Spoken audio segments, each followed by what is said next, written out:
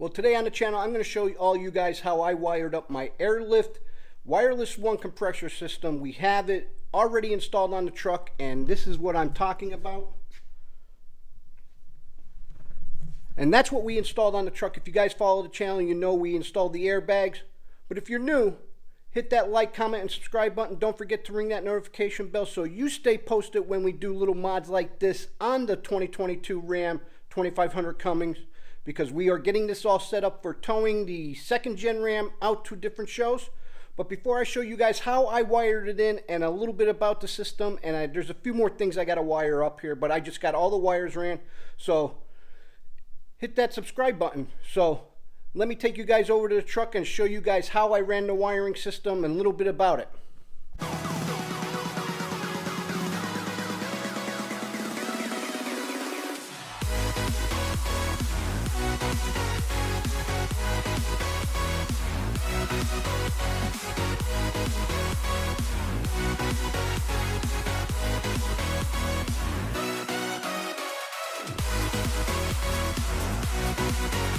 We're going to head on underneath the truck and I'll show you guys where I mounted my Wireless 1 Airlift cordless air delivery system. This is also a remote control system, which I'm probably just going to use it on the remote control. I'm not going to use it on my app or on the phone app or anything like that, but that is an option that you guys could also use. But I'm going to take you guys under the truck and show you where exactly I mounted the system. And we mounted that right there up underneath the mid-level on the frame. And let me grab the light. And as you guys could see up here, right there, that is the wiring. And off of this plug right here, there was a ground cable. You just had to cut the two, and then coming off your harness, there's also two wires that you just connect to your compressor. And we just ran the wiring up, down along the frame, all the way up forward up there. As you can see, I have it zip tied to the existing wire harness that is on the truck, and that was the best way to get it up and over into the engine bay. But I'm going to, guys, show you the airbags and what we have there. So what we have here is the 5000 Ultimates, and what we did was we did run a yellow wire loom along there just to prevent the chafing, or there might be any rubbing. And then we also did the other side, so I'll take you guys around to the other side and show you guys the other side here.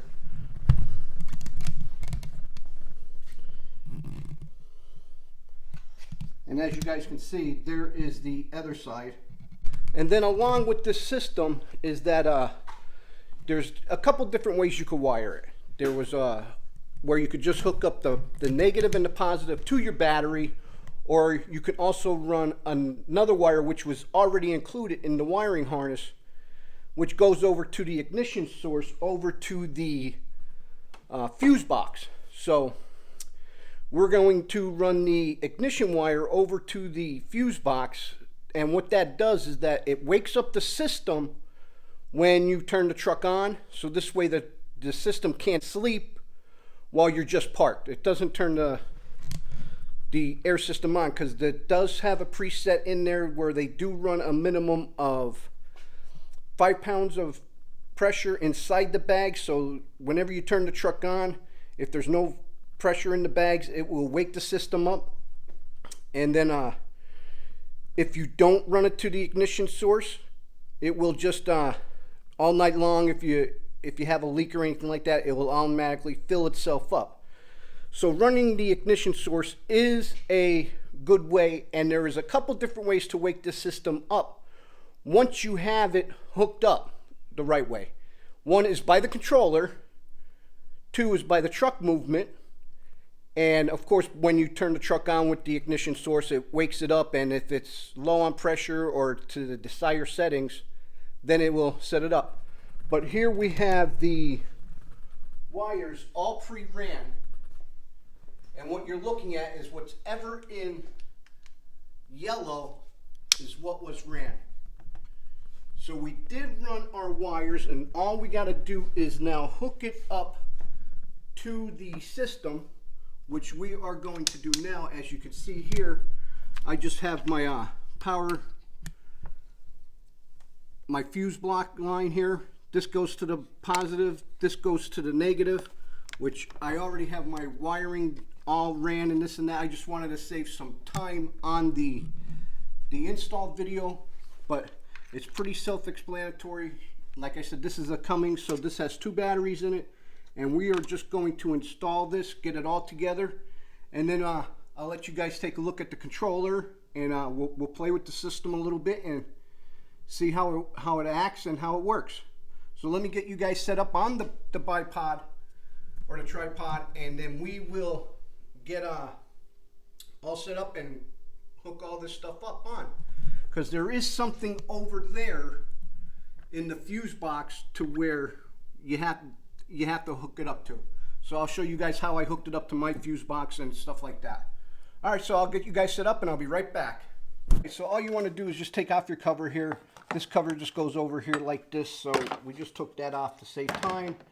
And then we are just going to install our inline fuse and the negative to this, and we are going to keep the fuse out of the system or off of the wire, because once you put it in, that's what powers the system up and it pairs it to your controller. So we're just going to take this line here and connect our hot wire or our positive to this right here. I'm not sure if you guys could see that. And all it is connecting this to the block and having it run out the way the positive wire comes into underneath that cover. And we didn't cover this up with a protective covering like we did on the negative. So, and same thing over here on the negative. You just take your negative side and just hook it up to this post here. Pretty convenient that they put these little accessory posts all over these. Makes it a little bit easier.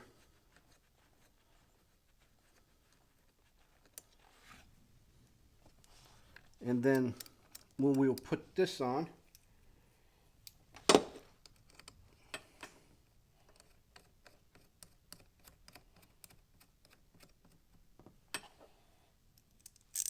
And tighten this up.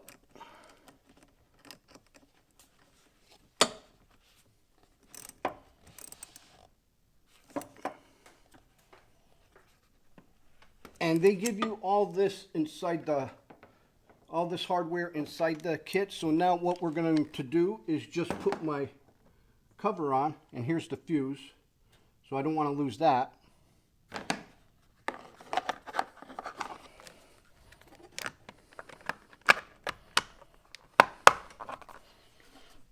Now my cover's been replaced, and I just have it running out of the cover. So this way it protects those terminals, and then we will tuck this underneath here a little later on after we get this. But this is the last step that we'll want to do, is put that fuse in. Now we're going to go over to the fuse box side, and I'm going to go over a few of the steps over there that you got to do. So now this step of the install you want to do is take off your fuse cover, because you just want to install to the ignition source. And what we had to do was we had to notch out our fuse box a little bit right here, so this way we could get this wire to run up under here. But what you want to do is find a fuse that's only operational when the vehicle's turned on. So on the back side of your cover here, it does explain to you what fuses are what, and we are going into the F9091 fuse, which is right here, which is a 20, And we're just going to pull that out, which we already have our inline tapper circuit already in here. And inside your fuse box, this is where you keep where they give you a little fuse puller right there.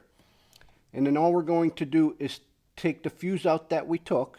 And the F9192, I believe, is for the accessories, ignition accessories. So when the ignition's on, the accessories will be on, like the one cigarette lighter, which I know works that, and some of the other out USB connectors and stuff like that works that. So then all we're going to do is just tap it into that circuit or that fuse spot right there, and then that's all that's to it. And then just button all the rest of this up. We run our wire here under here, and we are going to put our cover back on, which this cover just pulls off.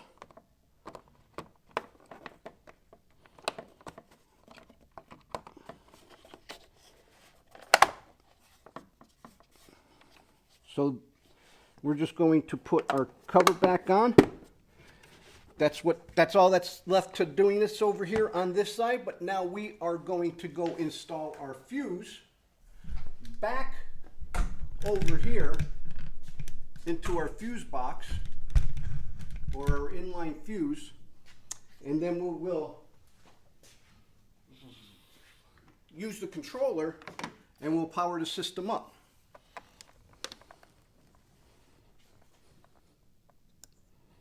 Now you might have it should not kick on when you plug this in. Let me try and get this here. Let me get on the other side of this.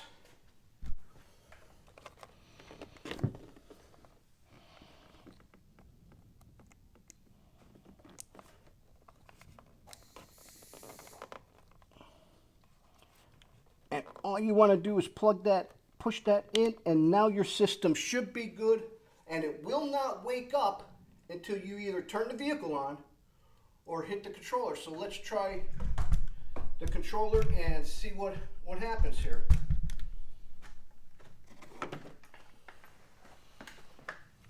So here is the controller. I'm just going to turn the system on, which it should probably have to pair to it.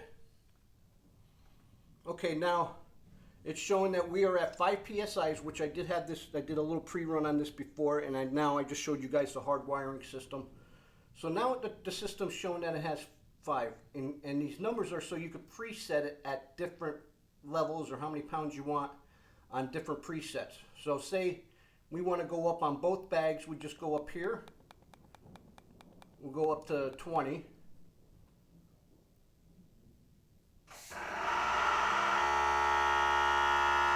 And as you can see here, it is going up, and the system should turn off on its own. And now we are set at 20 pounds in the back, which I think this is going to be a very beneficial thing. So say we want to take it back down to 15. Just knock it down to 15, and it will let the air out of itself. And the system will automatically go into sleep mode if you don't touch the controller or anything like that. So let me take you guys back out. It's pretty simple and easy to hook it up. The only problem I had was looking for the fuse to put in over there in the fuse box. But let's go back out and we'll talk a little bit more about this. Well, guys, I hope that explains on how to hook up your Airlift Wireless One easy mount system to your truck. It didn't take long. It took a little bit more time for me because I'm not a very wiry or electrical savvy type of guy. But we did get this system so we can run it in tow the 2nd Gen Ram show truck around to different shows like that. But reading the instructions and stuff like that, it's very self-explanatory. Hooking up the airlines are very simple. The only thing we didn't do yet to this system was put in the manual feed lines, which I think that we are definitely going to be doing that, because just in case the pump takes a crap or anything like this way we can manually feed the bags and be on our way and things of that nature and stuff like that. Well, I hope this helps you guys out as far as how to hook up your system. It's very simple. Just listen to the instructions, follow the instructions. And I don't know if you guys could hear the thunderstorm coming in. We're expecting a thunder boomer here coming in. So I got to get this truck out, bring the second gen Ram show truck back in, and things like that. Well, having the controller is a big plus, and being able to control it from your phone on an app is very simple, which I didn't have a chance to play with that yet because I'm just going to use the controller and stuff like that. So, well, guys, I hope this video helps you out. Till next time, I'm Joe, driving trucks and hunting bucks is how I roll with Wicked Fabz.